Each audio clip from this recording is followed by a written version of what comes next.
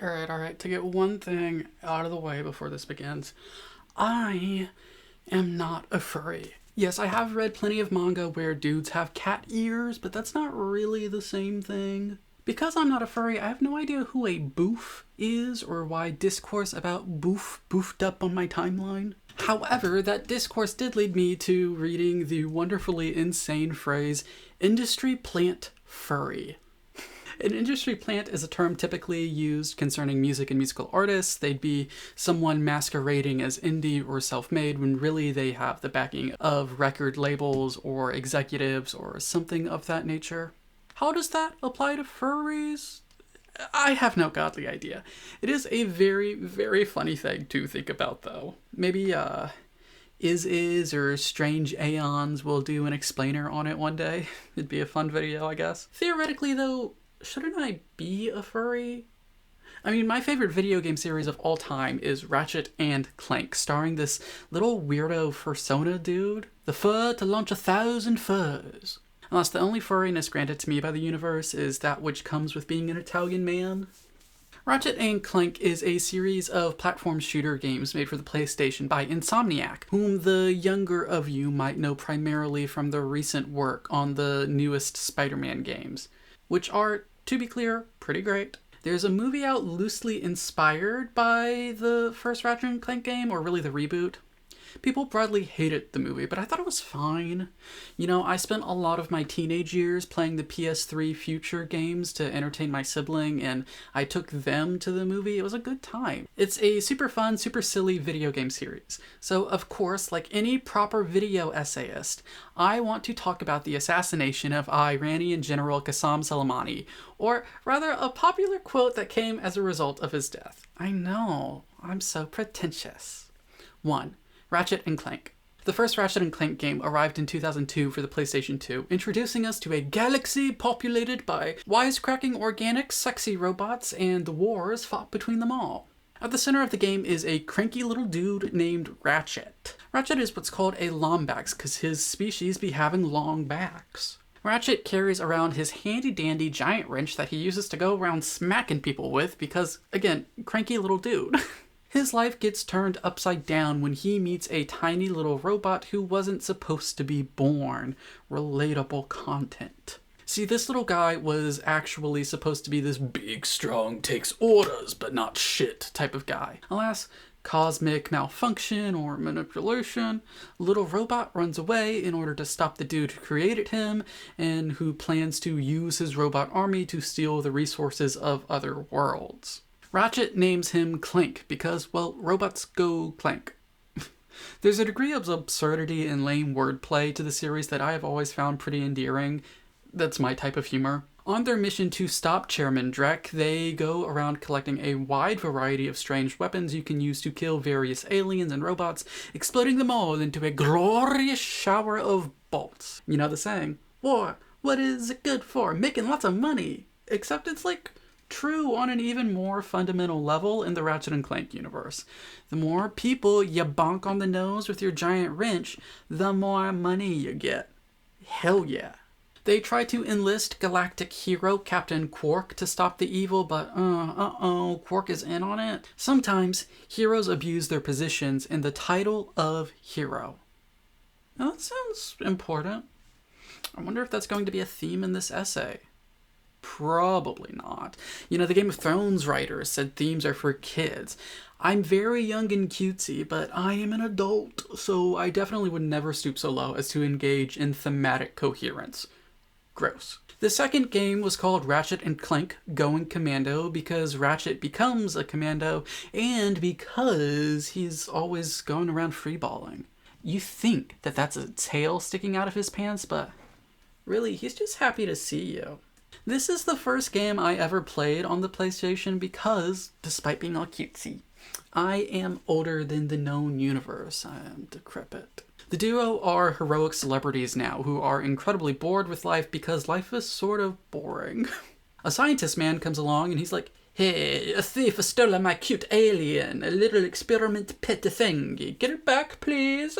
And the bored Ratchet is like, "I'm an alchemist who transforms the living into cold hard cash. Count me in." They track down the thief, get the experiment, get betrayed as per usual, and discover that the thief was a Lady Lombax all along.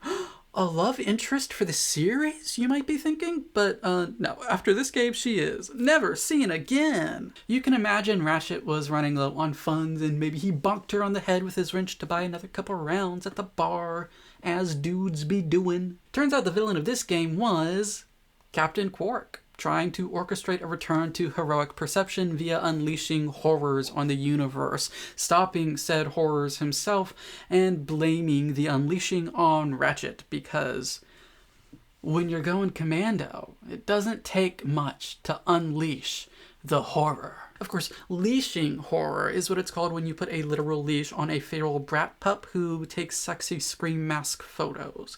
If you know, you know. Next up, we have got Ratchet & Clank Up Your Arsenal, because you need to get better weapons to defeat the new evil, weapons of mass destruction, and of course, weapons of ass destruction.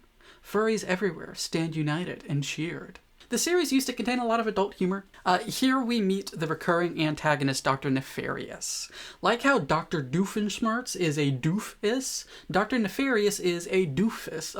Okay, sorry, I meant he's nefarious. He wants everyone to be robots. He's helped out by Robot Britney Spears because a robot spear is one of the things that can go up your arsenal. Dr. Nefarious is an old villain of, you guessed it, Captain Quark, so he makes a return, of course. At first, he's been domesticated by monkeys. You fix him with video games. Yes, this series is delightfully weird. Together, you fight Nefarious, and at some point, good old Quark fakes his death and goes into hiding. You defeat the evil robot scientist, and you move on with your life, as one does. Game 4 is Ratchet Deadlocked. I know what you're thinking. Did Clank die or something? No.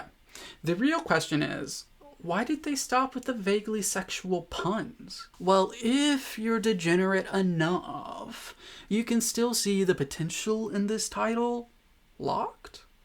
Oh, I didn't know you got down like that, Ratchet. You guys think Clank is his key holder? You know, big sub, little dom? Deadlock sees Ratchet and Clank kidnapped and forced to participate in a battle royale death game that gets televised for a bunch of perverts. People throughout the local system celebrate the gladiators within, especially the main bosses who run things and go about murdering the many kidnapped heroes. This is so battle royale, like the Japanese media, so that coded that they even have necklaces that go kaboom. One of the many heroes brought to this reality show was Ace Hardlight, who, over the course of killing many other heroes, grew to enjoy the sadism of turning dudes and dudettes into bolts. It is a very popular pastime in that universe. After he gets defeated by Ratchet, he warns the submissive furry not to get corrupted like he was. Heroes can be corrupted. This seems to happen in nearly every single game. Anywho, Ratchet nearly curses a whole bunch. It's a running joke. They defeat the big bad media boss. The villains in the game so far are Evil Polluting CEO, Evil Merch CEO, Evil Racist, and Evil Media CEO. Well, I wonder if these games have anything political to say. Next we come to the Future series, because the PlayStation 3 seemed like the future back then. First we got Tools of Destruction, which is coincidentally a phrase used in fanfiction to describe large gatherings of men. Ratchet and Clank are pursued by Tachyon, a tacky little nerd bug thing who hates Lombaxes. Why? Well, the Lombaxes did some ethnic cleansing by warping his entire race to another dimension. They found him, his egg, raised him up, he learned who he was and what happened to his people, and he decided to kill all the Lombaxes. The Lombaxes fled to another dimension, leaving behind Ratchet, his now dead daddy, and the girl from the second game for some reason. Don't worry about it. Ratchet sets out to find the magic helmet that can travel dimensions. Evil Bugman grabs it, tries to start another genocide. Ratchet beats him up, but ends up being unable to go find his people because the helmet thingy no longer works. Fairies kidnap Clank. The end. I did not play Quest for Booties, but I do have Grindr, so in a way, I play Quest for Booty a lot. According to Wikipedia, this is the pirate game. No, not as in you should pirate this game, but as in this is the one with all the robot pirates. You get portrayed by a goofy pirate whose loyalties lie elsewhere. I don't really have any fun thoughts or jokes for this one because I did not play this one. And I always forget that it exists. Like, I forget the Future Trilogy is a trilogy. We follow that up with A Crack in Time. That's right. After you find the booty you've been looking for, it is time to explore the crack. The crack in time. Time is a beautiful top who screws us all. Dr. Nefarious tries to kill the fairies who kidnap Clank and take control of the very concept of time in the universe through this magic clock thingy.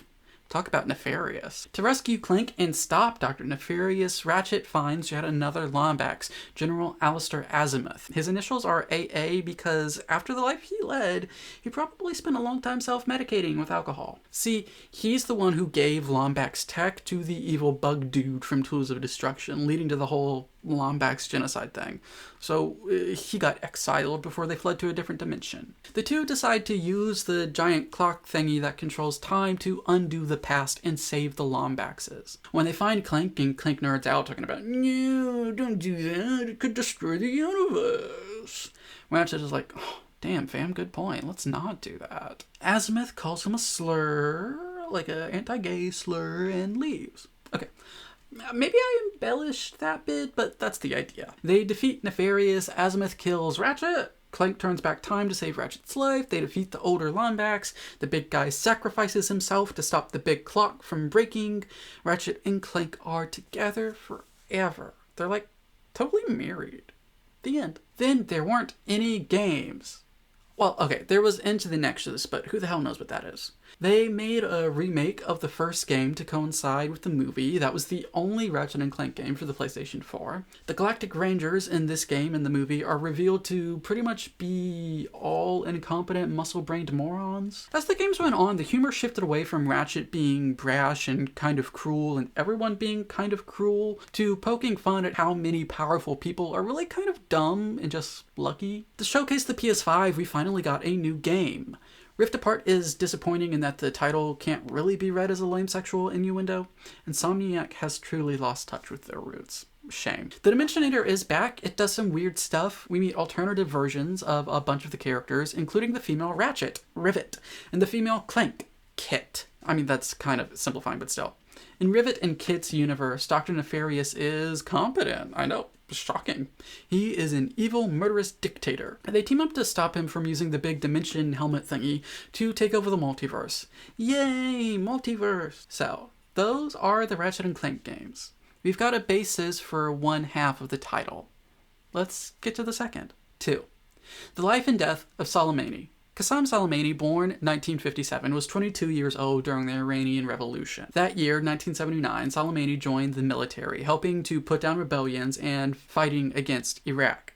Before that, he was a child laborer entering the workforce at a mere 13 years old in order to help support his father. Accounts of Soleimani during this time make him seem like a man filled with deep emotions. He was said to hold each of his soldiers and to weep for them when they died. He opposed operations that seemed as though they would lead to senseless deaths. He led excursions into Iraq, and for those missions, he was hailed as a hero. Soleimani mostly stepped out of the spotlight for the next decade or so, though by 1998, he was the head of the Quds Force. Based on the way NPR talks about Quds, imagine the CIA was also SEAL Team 6. I know what you're thinking. Again, like, I can read minds. I'm just that great. 6 intelligent SEALs is not that impressive. But imagine an intelligent SEAL who holds you in bed and calls you Habibi. Pretty damn dangerous. Soleimani's legacy is kind of complicated. You know, the US blames him for plenty of attacks against our soldiers in Iraq. He's been accused of attempting to assassinate ambassadors on US soil. Not that he was pulling the trigger, but he orchestrated things, is the accusation. He helped the Assad regime in Syria massacre their own people during the Syrian civil war, and supposedly he's the one who got Putin and Russia involved in the whole mess. Not long after the October 7th attack on Israel and Israel's bloody response, people were quick to share images of the devastation in Gaza. For a couple of months, Twitter was a bedrock of snuff, and if you didn't want to engage with snuff, some people would get indignant. They would get really cruel toward you. Regardless, talking about atrocity and standing against it are both good things. Some of those images shared were not however, of the genuine suffering taking place, but rather of Syrian civilians harmed by the Assad regime, often shared by people who were pro-Assad. Likewise, he had inroads with Hezbollah, a group that attacks civilians with rockets. I don't care what cause you claim to support, attacking civilians makes you disgusting and worthy of condemnation. That gets me shit from some people. Don't know why. Helping people attack civilians is also disgusting. At the same time, Soleimani was a leading figure in the struggle against ISIS, a terrorist group that attempted to take over the entire Middle East, killing, maiming, and destroying historic and religious sites wherever they went. They orchestrated terrorist attacks in the West as well. His contribution to defeating ISIS likely saved many, many lives, both in the Middle East and in America. This, according to the articles I've read about him, is what led to Soleimani being described as a living martyr. So, he was responsible for saving many people. He was also responsible for killing many people, including plenty of civilians. When you hear the word hero, does it allow for something that complicated?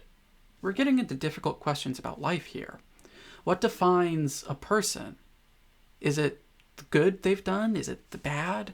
Is it only one or the other if it outweighs the other? How do you make those calculations? In the Mass Effect video game series, Shepard ends up killing thousands of Batarian civilians in order to stop the invasion of evil spaceships who were coming to kill everyone. On one hand, that act saved many lives.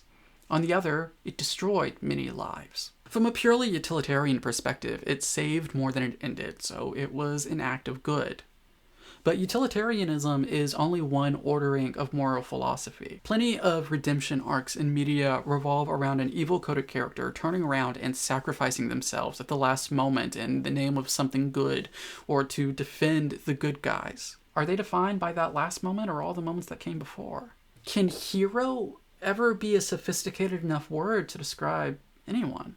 Let's say, for argument's sake, dropping the atomic bombs on Japan saved many lives, both American and Japanese, Chinese and Russian. Could you say dropping the bombs was an act of heroism?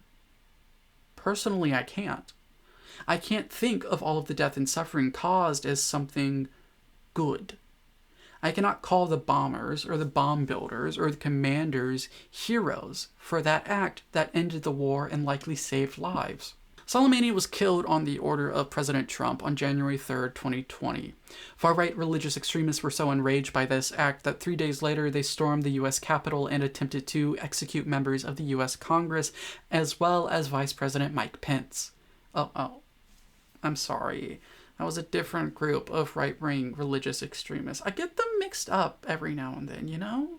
Now we know just a little bit about Soleimani. You know, a human life is always too complicated to fit into a couple of paragraphs. I left out a lot, and there's more to him than I could ever know, right? But that's not really the point of this video. It's not really about him. It isn't really about Ratchet and Clank either. So maybe it's about a quote? Not just any quote. This read could have come straight from RuPaul's Drag Race. It's Jujubee level shade. Howdy, and thank you so much for watching. Like, comment, subscribe, share if you're feeling saucy. You can join me over on Patreon if you would like, wherein you'll get these videos and others early. You'll also get to have some fun behind the scenes access to some of my art projects, some more personal vlogging style content, and you'll just get to support me and we'll get to chat about art a whole bunch, which is what I love to do most. You can go over to Amazon Smashwords or wherever you get your ebooks and purchase a copy of my poetry collections, Butterfly Snuff, and A Museum of Art and Eggs, both of which are also available in paperback and hardback. I have a second channel where I'm just reading through a bunch of public domain stuff for the fun of it and through my own work, so you'll get readings of these poetry collections and some short stories and some longer form fiction when I get around to it, and some plays. And I have a third channel where I'm uploading my music and art instead of having it all clog up this channel. So go support those if you feel like it. That content, a lot of it will also be getting uploaded early to Patreon. So if you want all of my stuff in one convenient space, Patreon is the place to go, which would be really cool of you, you know? I hope you have a fantastic day. Do not be rude in the comments. Do not go and harass anybody. And I will see you next time. 3. SpongeBob and Spider-Man. Following Soleimani's death, Iranian cleric Shahab Muradi said, "In your opinion, if anyone around the world wants to take their revenge on the assassination of Soleimani and intends to do it proportionately in the way they suggest, that we take one of theirs now that they've got one of ours, who should we consider to take out in the context of America? Think about it. Are we supposed to take out Spider-Man and SpongeBob? They don't have any heroes. We have a country in front of us with a large population and a large landmass, but it doesn't have any heroes. All of their heroes are cartoon characters. They're all fictional." People on social media love this quote. Business Insider calls it mocking. Twitter users regularly showcase it as un le epic donc. They read it as him calling us pathetic in a way, media poisoned, without direction, and without great leaders or people. We're a nihilistic, consumerist society with no great purpose ahead of us. Only, that's not really right, is it? If it's meant to be an insult, Muradi was accurate without being cutting. It's just an observation, not a read. It's not even shade. On the very surface, it's an admission of a military or political advantage the US has over certain other countries. We do not have any national political or military figures whose deaths would cripple us, both in our might and in our morale. Obviously, any assassination shows a certain vulnerability that has the potential to shock and scare a populace, but that's not the same thing as killing a country's hero. Our military heroes, the men and women with purple hearts, say, aren't really known at the national level. They're local. And that's probably for the best. Not having such a figure means we are far less vulnerable than the countries who do. Beyond that, what does it mean to have a fictional hero? Specifically, who are SpongeBob and Spider-Man? SpongeBob is the avatar of joy. In her video Envy, ContraPoint suggests SpongeBob embodies the Dionysian energy, pure, unrestrained creativity. We're often in awe of the Dionysian geniuses because they are always able to create. Jealous. Their output is endless, and in their joy for creation, often quite good. SpongeBob has several dark spots in his life. He works at a dead-end fast food job where he's splashed with grease and exploited by the most egregious capitalists to be put to a children's cartoon. His neighbor despises him and makes sure that he knows it. For the life of him, he cannot figure out how to drive. Most of the time, he's sort of directionless, without meaning. His pet half the time looks down on him. His two best friends are a slovenly dumbass who takes advantage of him and an emotionally volatile scientist who beats him up in experiments on him. He has no love interest or love life to speak about. Yet, despite all of this and more, SpongeBob is happy. He finds joy nearly every single day. He struggles and laughs. He greets the morning with a hearty "I'm ready." He is ready for life. What in SpongeBob is heroic? His very nature. He's annoying as hell, and yet, don't you want to be him? Aren't you envious? You cannot break SpongeBob. Nothing can. He will always smile tomorrow. SpongeBob isn't simply joy, he is hope. Hope is at the center of what it means to be a hero. How about Spider-Man? You probably know the popular conceit of the character. It could be anyone under the mask. It could be me, or you, or that person you hate. They could be any race, or gender, or sexuality. Spider-Man could be any of us. But, as Marvel characters often point out, he isn't simply any of us. He's the best of us. Spider-Man cracks jokes. He gives people chance after chance. He holds immense strength, and yet he holds it back. He gets knocked down, and he always gets back up. That's what it means to be Spider-Man. Spider-Man is an internal endurance, the will of the human spirit. Like SpongeBob, he's not real. He's aspirational. No one can ever be Spider-Man. But because no one can be Spider-Man, we can all try to be him. We can all try to be the hero, the kindness, the endurance, and the responsibility. With great power comes great responsibility. That is Spider-Man. Isn't it sort of better to have ideas to aspire to rather than people to worship? You know, people can also inspire, but Soleimani is reported to have received intense calls to join politics. Given his popularity, he likely would have been insanely successful. In this alternative reality, I wouldn't exactly be surprised to find him as some sort of supreme general leading Iran as a sort of dictatorship underneath his thumb. That is kind of the destiny of heroes in politics. Heroes are sort of like gods. Doesn't that mean by sanctifying them, we remove their humanity? 4. The dehumanization of valor. In her hit song Sober, released right before her overdose and recovery, American pop icon Demi Lovato sang, "I want to be a role model, but I'm only human." Leading up to this, countless people told Demi how inspirational she was. Their struggle with addiction was relatable, and their survival was empowering. She released anthems of self-confidence. People looked up to Demi. This was pressure. This pressure sat on her shoulders like the sky upon Atlas. She became a titan, and in so becoming no longer felt allowed to be human, to have flaws, to be honest, and to fail.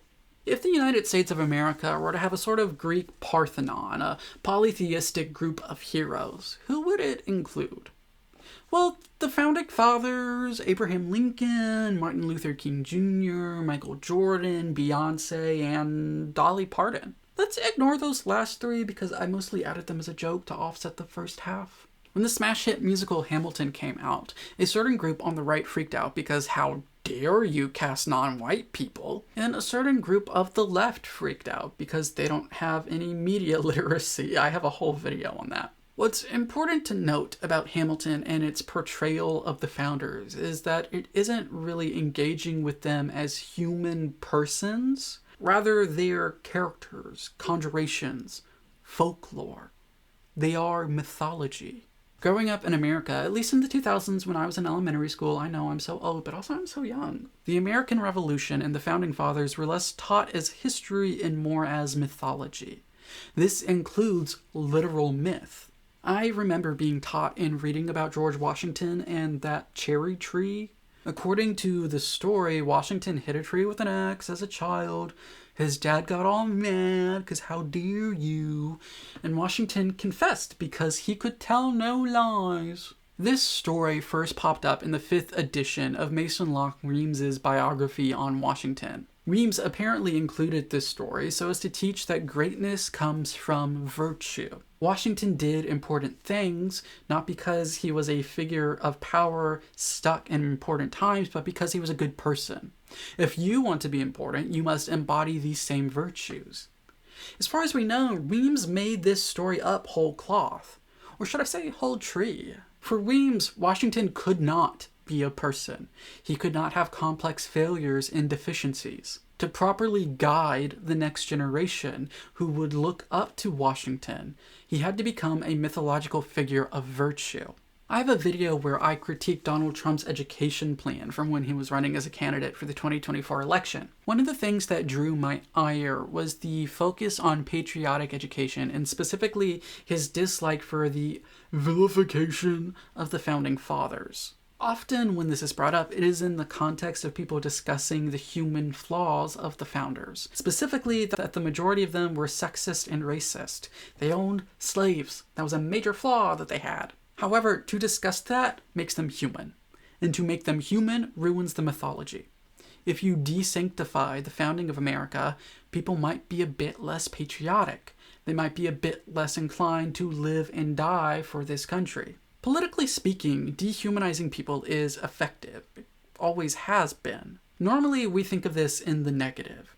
Populists and fascists both build their entire careers off of negatively dehumanizing people. However, positive dehumanization, the transformation of someone into something more than human, also serves a political purpose.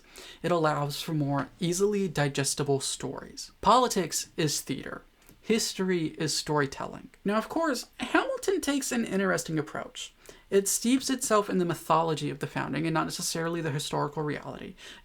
Some events get smashed into different orders. Some people behave a bit differently than how they're recorded behaving historically.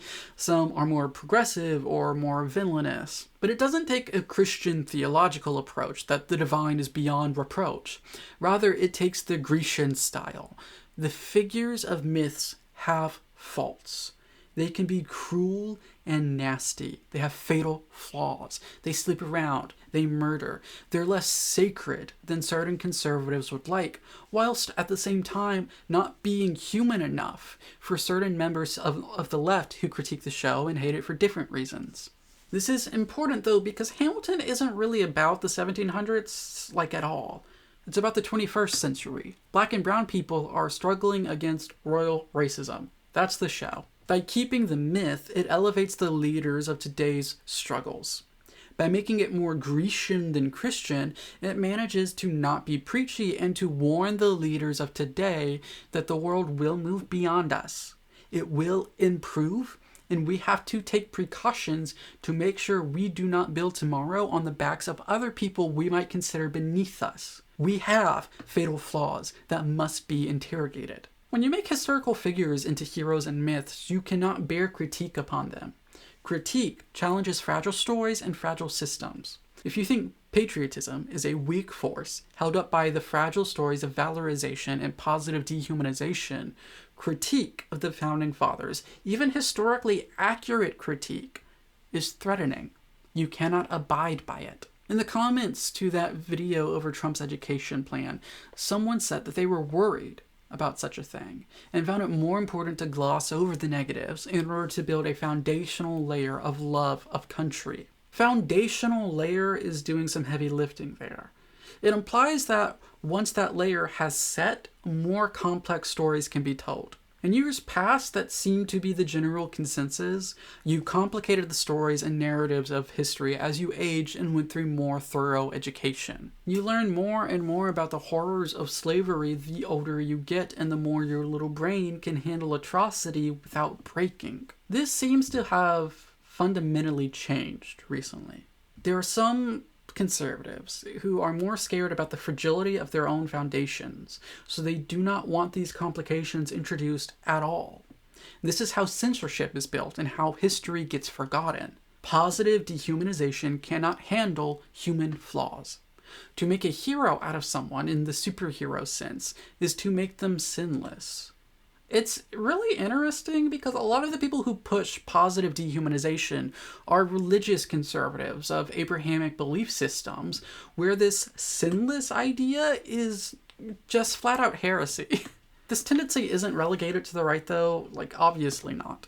When certain members of the left evolve into unending rants defending every move of Stalin, Mao, or Lenin, they too are engaging in a sort of positive dehumanization. Those men cease being men. They become myth. If you're like me, an annoying and kind of boring loser, you might have seen critiques, say, of authoritarian leftism. These are the anti-freedom of movement types, degrowthers, anti-democracy, anti-free speech, etc., etc. When you critique this very specific subset, the stereotypical move is for believers in it to go, lol, you haven't read Lenin's On Authority? Go read it. Checkmate liberal. Then you go and read On Authority and it's nothing special.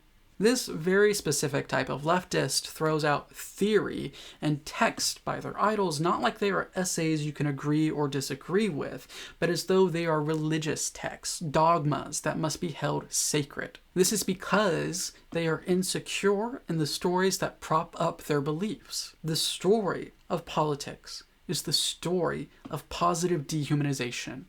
It happens across time and across the political spectrum. Now at this point, you're probably a little bit annoyed with me and with this essay. You clicked on this video to hear about Ratchet and goddamn Clank, not to listen to a slow-talking otter go on and on about unrelated politics. And I mean otter in the gay way, not the furry way. Like I said at the start, not a furry. Am furry, but not a furry. So, Ratchet and Clank is somewhat about this entire concept. In the first game, Quark is a galactic hero, a war hero even, presented to the public not in the way of the Greek heroes with their fatal flaws, but as a superhero. Charismatic, intelligent, unfailingly good. We meet him, and he sucks. He's bumbling, he's cruel, he's self-serving, he's dumb. And he's often not good. The first Ratchet and Clank game is about how you should not rely on heroes. You have to be the good guy. Because at the end of the day, heroes are simply men. And men are often disappointing. In the second game, Quark takes a sharper turn toward evil in an effort to rebuild his popularity. This is a sort of popular trope in media, isn't it? There's a Criminal Minds episode, I believe, where an arsonist sets fires so he can put them out as a firefighter.